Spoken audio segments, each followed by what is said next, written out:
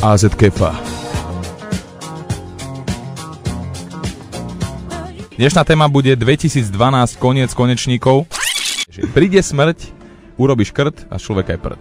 Toto je taká pravá podstata tej apokalypsy.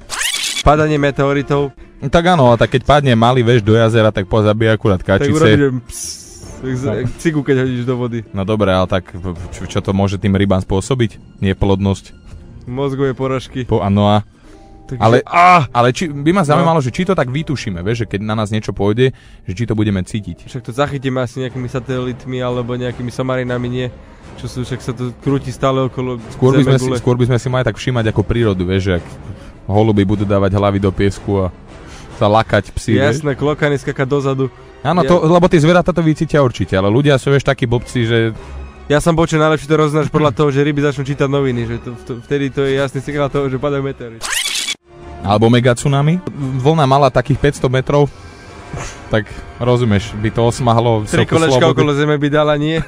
Zobrala by všetko, ešte aj mesiac by ošplichala. Taká tsunami. To by sa mi páčilo, no veru.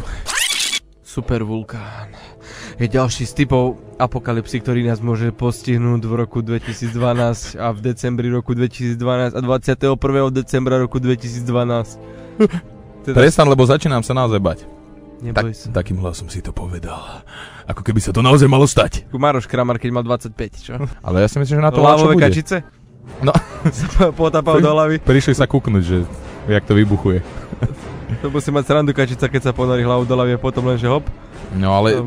A vieš to, možno, že by sme si na tú lavu zvykli, vieš, že by sme ostali tak teplomilovní. Ako by si len preskakoval, keby si išiel, by to tieklo, len by si preskočil. Áno, alebo potom by sme si tak na to zvykli, že by sme možno aj zavarali, vieš, na zimu. Globálny kolaps počítačov. Najhoršia vec, čo môže byť, pretože padne Facebook.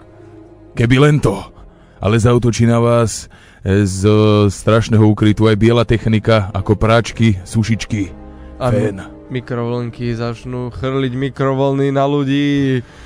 A chladničky na vás budú chrliť strašlivý chlad. Tak budeš mať vlastného Gmail holuba. Aha.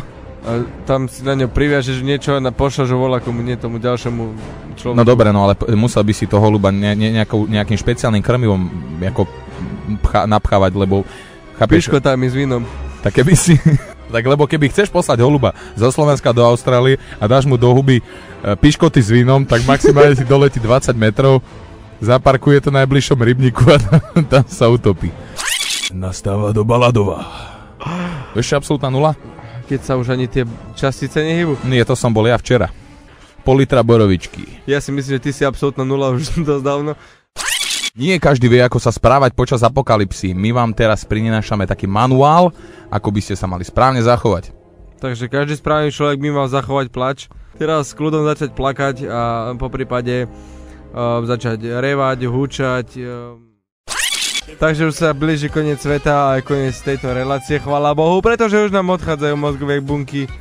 Aj všetko ostatné. Dnešnú reláciu vás prevádzal vlasy strádajúci milec od techniky nám... Ahoj! Od techniky nám veselo šabil Kexo, alias kradnuté cukriky. A pri vedľajšom mikrofóne smrdel medveď. Akože sa to volám ja. Tak dobrú noc.